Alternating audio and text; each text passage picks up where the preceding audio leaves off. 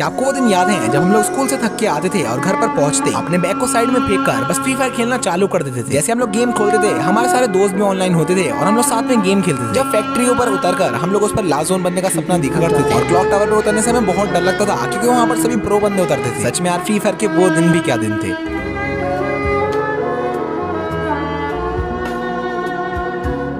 So he what's up guys, welcome back to another video। तो guys आज की इस वीडियो के अंदर मैं आपको हमारे फ्री फायर की कुछ ओल्ड मेमोरीज याद दिलाने वाला हूं। आज की वीडियो आप लोगों के लिए इमोशनल भी हो सकती है क्योंकि गाइस आज आपको आपकी सारी फ्री फायर की पुरानी मेमोरीज याद आने वाली है। जब आप लोगों ने फ्री फायर को नया डाउनलोड करा था तब आपके साथ फ्री फायर में क्या क्या हुआ था और आपकी फ्री फायर में क्या क्या मेमोरीज थी। और जितने भी न्यू प्लेयर्स इस वीडियो को देख रहे हैं आप लोग वीडियो को जरूर एंड तक देखना ताकि आपको भी पता चले कि हमारा पुराना फ्री फायर कैसा था। क्योंकि अभी जैसा फ्री फायर है ना, हमारा पुराना फ्री फायर वैसा बिल्कुल भी नहीं था। पुराना जो फ्री फायर था वो इससे बहुत अलग था और बहुत अच्छा था। तो गाइस क्या आप लोगों को फ्री फायर के वो दिन याद हैं जब हम लोग गेम को बस एंजॉयमेंट के लिए खेलते थे और अगर हमें गेम खेलने को कोई मना ना करे तो हम लोग दिन भर भी गेम खेलते रहते थे। क्योंकि उस टाइम पर हम लोग अपने दोस्तों के साथ गेम खेलते थे, हम लोग आराम से रैंक पुश करते थे और रैंक गेम में बहुत ही मजे करते थे। जिस टाइम पर लॉकडाउन चल रहा था उस टाइम पर हम लोग पूरे दिन तो गेम खेलते थे, उसके साथ साथ पूरी रात भी गेम खेलते थे। उस टाइम पर बस हमारा एक ही सपना रहता था कि काश हम लोग हीरोइक पहुंच जाए और हीरोइक पहुंचने के लिए हम लोग दिन रात रैंक पुश करते रहते थे, अपने दोस्तों के साथ रैंक गेम खेलते रहते थे। लेकिन तब भी उस टाइम पर हम लोग हीरोइक पहुंच ही नहीं पाते थे क्योंकि उस टाइम पर हीरोइक पहुंचना बहुत मुश्किल था। और 2019 के टाइम पे जो फ्री फायर का म्यूजिक था वो सभी प्लेयर्स का अब तक का सबसे फेवरेट म्यूजिक है। आपको सुनाता हूँ आखिरकार उस टाइम पे फ्री फायर का म्यूजिक कैसा था और आपको भी इससे बहुत सारी अपनी पुरानी मेमोरीज याद आ जाएंगी। आप लोग फ्री फायर का ओल्ड म्यूजिक ये सुनिए।